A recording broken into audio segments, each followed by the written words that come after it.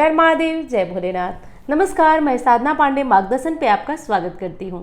पूर्णिमा को लेकर भ्रम की स्थिति बनी हुई है।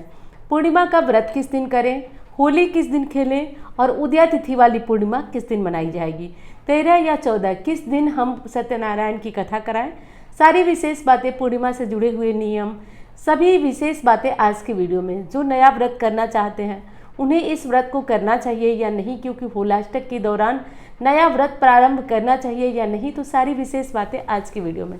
तो दोस्तों देखिए, पूर्णिमा कोई भी हो गई, या होली वाली पूर्णिमा यानी कि फाल्गुन मास की पूर्णिमा हो गई या अन्य मास की पूर्णिमा हो गई, सभी मास की पूर्णिमाएं बहुत विशेष होती हैं। शास्त्रों में इसे पूर्ण तिथि के नाम से जाना जाता है, यानी कि इस तिथि को पूर्ण तिथि के नाम से जाना जाता है। इस तिथि पे यदि कोई कार्य करे तो वो निश्चित रूप से पूर्ण होता है। हमारे शास्त्रों में दो तिथियों को बहुत विशेष माना जाता है, एक अमावस्या और दूसरी पूर्णिमा। पूर्णिमा तिथि अपने घर में माँ लक्ष्मी के आगमन के लिए बहुत विशेष मानी जाती है। पूर्णिमा तिथि घर में हवन करने के लिए विशेष मानी जाती है। पूर्णिमा तिथि घर के सभी जो जरूरी कार्य हैं, यानी विशेष कार्य हैं, जो पूजा पाठ से जुड़े हुए कार्य हैं, उन्हें करने के लिए विशेष मानी जाती है। पूर्णिमा तिथि फाल्गुन मास की पूर्णिमा पे होलिका दहन भी किया जाता है। तो इस वीडियो में होलिका दहन का मुहूर्त भी जानेंगे कि होलिका दहन आपको कब करना है, किसे करना है। होलिका दहन की जो अलग से वीडियो भी आपको आएगी। होलिका दहन की रात कुछ उपाय किए जाते हैं, तो वो भी अलग से मैं वीडियो में आपको दूंगी, तो उसे भी अगर समय हो तो निकाल के ज़रूर देखिएगा। अब चलिए बात कर लेते हैं, हम पूर्णिमा का व्रत किस दिन करेंगे और पूर्णिमा का नियम किस दिन लेंगे।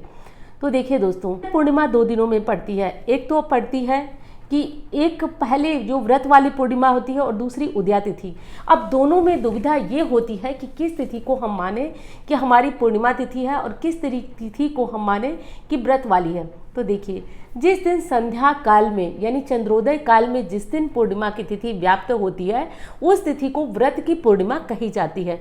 और जिस तिथि में सूर्योदय के कालीन पूर्णिमा होती है, उस तिथि को सूर्योदय कालीन पूर्णिमा वाली तिथि कही जाती है, या उदया तिथि की पूर्णिमा कही जाती है, या स्नान दान की पूर्णिमा कही जाती है। तो पूर्णिमा तिथि में सबसे पहले तो घर की जो महिलाएं हैं उन्हें कुछ विशेष काम करना चाहिए, जल्दी जग जाना चाहिए।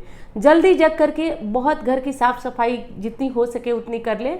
और इस बार तो होली है, तो होली में बहुत सारी बहनें गलती करती हैं कि पूर्णिमा के दिन ही होली होती है। अब होली को लेकर दुविधा की स्थिति बनी हुई है, 14 को होली मनाएं या 15 को।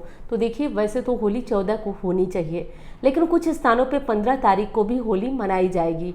तो देखिए, होली में ये मान्यता है कि अकेले तो होली मनाई नहीं जाती है। जब भी होली मनाई जाएगी तो लोगों के साथ ही मनाई जाए। तो अपने लोग जिस दिन होली मनाएं उस दिन ही होली मनाना चाहिए, क्योंकि शास्त्र कहता है कि यद्यपि शुद्धम लोक विरुद्धम ना करणीयम ना चरणीयम, यानी कि लोक के विरुद्ध आचरण कभी नहीं करना चाहिए। और लोक के विरुद्ध वो होगा कि लोग आज होली 14 को मना रहे हैं या 15 को मना रहे हैं, हम किसी अन्य दिन। तो जिस तरह से आपके कॉलोनी में, मोहल्ले में जिस तरह से होता हो, आप उस दिन को होली मना लें। तो होली 14 को कायदे से मनाई जा रही है, तो ये चीज़ समझ लीजिए आप।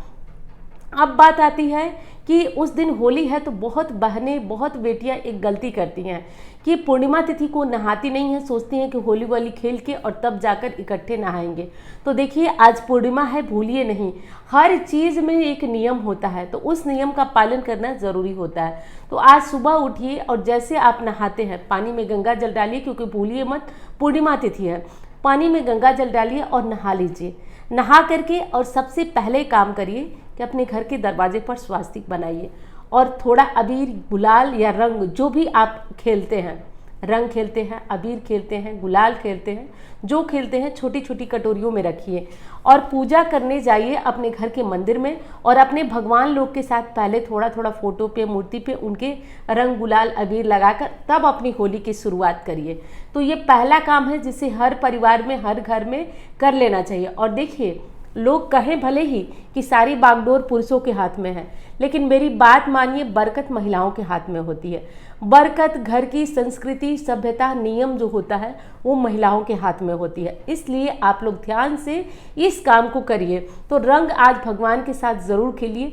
भगवान के साथ रंग खेलने से आपके जीवन में भी रंग बिखरा रहेगा। तो पहला काम तो आप लोग ये कर लीजिए कि आप भगवान के साथ रंग खेलिए, होली खेलिए, जो भी कहिए। तो वो कर लीजिए। उसके बाद नहाने धोने के बाद जो लोग सत्यनारायण की कथा कराएंगे वो किस दिन करेंगे, अब ये दुविधा आ रही है। देखिए मैं बताती हूँ। पूर्णिमा तिथि प्रारंभ हो जा रही है 13 मार्च को। 13 मार्च को दोपहर को 10:30 बजे।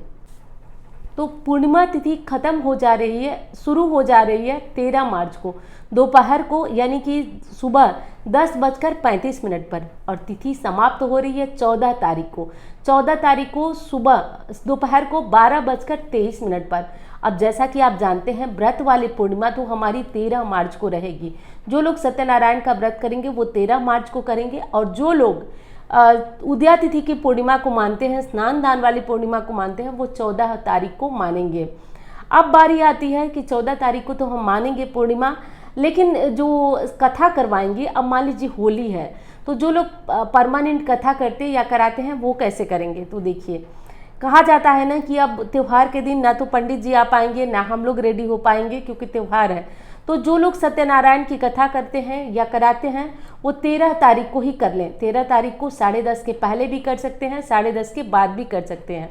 तो देखिए पहले करने का मतलब तो ये है कि पूर्णिमा तिथि नहीं रहेगी, लेकिन एक चीज़ होती है ना कि सत्यनारायण भगवान की कथा कभी भी कराई जा सकती है, और चाहे तो 10:30 के बाद भी कर सकते हैं। तो 13 तारीख को ही पूर्णिमा की कथा होगी, और जो लोग चैनल से जुड़ी हुई पूर्णिमा की कथा सुनते हैं वो लोग भी 13 तारीख को ही सुनेंगे। लगभग 9 से 10 के बीच आप लोगों को कथा सुनवाई जाएगी। तो 13 तारीख को तैयार रहिएगा, मैं और आप दोनों साथ साथ सत्यनारायण भगवान की कथा सुनेंगे। अब बात कर लेते हैं कि ये तो हो गई ये जो कथा की बात, और ये हो गई कि किस दिन आपको स्नान दान की। अब स्नान दान में एक चीज़ का ध्यान रखना है कि स्नान दान है और किसी भी तरह का आप दान ज़रूर करें। आप अनाज का दान कर सकते हैं, आप कपड़े का दान कर सकते हैं, आप किसी भी चीज़ का दान जरूर कर सकते हैं। तो आप दान हर स्थिति में ज़रूर करिएगा आज, यानी कि 14 तारीख को। भले ही आप ये दान बाद में ले जा करके करें, मंदिर में करें, कहीं भी करें, लेकिन करिएगा ज़रूर। तो ये काम है जो कि याद रखिएगा। एक और समस्या आएगी, जैसे जो लोग होली खेलते हैं उनको दिक्कत ये आएगी कि वो ऊपर से आज पूर्णिमा तिथि है 14 तारीख को, वो नहाए कैसे, सिर के ऊपर से कैसे। तो देखिए कहा जाता है कि कभी कभार कोई गलती हो जाती है। अब आज वर्ष का त्यौहार है, और वर्ष का त्यौहार है, कोई रंग ना खेले ये भी संभव नहीं है। जिसको पसंद है वो तो रंग खेलेगा, तो खेल लीजिएगा, भगवान का नाम लेकर के सिर के ऊपर से नहा लीजिएगा। वैसे पूर्णिमा तिथि को नहाना नहीं चाहिए, लेकिन जो लोग रंग खेलते हैं, त्यौहार मनाते हैं, वो एक दिन के लिए अपना मन न मारें। कभी कभी कोई ऐसी तिथि आ जाती है जिसमें जैसे शादी विवाह या कोई ऐसी चीज़ आ जाती है जिस दिन की दोष नहीं लगता है, और हम वो सारे कार्य करते हैं जो नहीं करते हैं अन्य दिनों में। तो ऐसा कर लीजिएगा। जो लोग होली खेलते हैं वो घबराएं नहीं, अपने बाल को धो लेंगे। आज होली में जो भी पकवान आप पहला बनाएं वो कोशिश करें कि मीठा पकवान बनाएं, मीठा बनाएं, और अपने घर के भगवान जी को आज भोग ज़रूर लगाएं। पहला भोजन जो है भगवान, एक चीज़ याद रखिएगा, जो सुख में भगवान को याद करता है ना, दुख कभी उसके पास आता ही नहीं है। वीडियो पसंद आए तो लाइक करना भूलिएगा मत, लाइक ज़रूर करिएगा। आपके लाइक से मैं मोटिवेट होती हूँ। सच बता रही हूँ दोस्तों कि मैं मोटिवेट होती हूँ और बहुत ज़्यादा हौसला आता है, बहुत ज़्यादा हौसला आता है। लगता है कि नहीं आपके लिए ये ज़रूरी बातें, जैसे कि अभी एक कमेंट आया था, मैं बता रही हूँ कि दीदी आजकल रेगुलर वीडियो नहीं आ रही है, आप अच्छी हैं ना, आप ठीक है ना। तो कमेंट तो अक्सर आता है, लेकिन ऐसा लगता है कि आप लोग परिवार की तरफ पूछते हैं, जैसे परिवार के लोग पूछते हैं अरे फ़ोन नहीं आया आज, तुम ठीक हो ना। तो बिल्कुल वो वाली फीलिंग आती है कि आप लोग भी एकदम परिवार की तरह, वीडियो नहीं आई आप ठीक तो है ना। तो देखिए वीडियो नहीं आने के पीछे कोई विशेष रीज़न नहीं है, कोई त्यौहार वैसा चल नहीं रहा है, और व्यस्तता तो भगवान भोलेनाथ की कृपा है हमेशा ही लगी रहती है मुझे। तो ऐसा कोई रीज़न नहीं है, कोई त्यौहार होता या कोई वैसी चीज़ होती तो वीडियो शूट होती। तो बाकी कोई समस्या नहीं है। अगर कोई समस्या होती तो भोलेनाथ हैं पार लगाते ही, और बाकी इसीलिए वीडियो नहीं आ रही है। रोज़ रोज़ की कोई वैसा त्यौहार व्रत है नहीं, जैसे ही त्यौहार व्रत आएंगे सारी चीज़ें कंटिन्यू हो जाएंगी, तो आप लोग बिल्कुल भी परेशान मत होइए।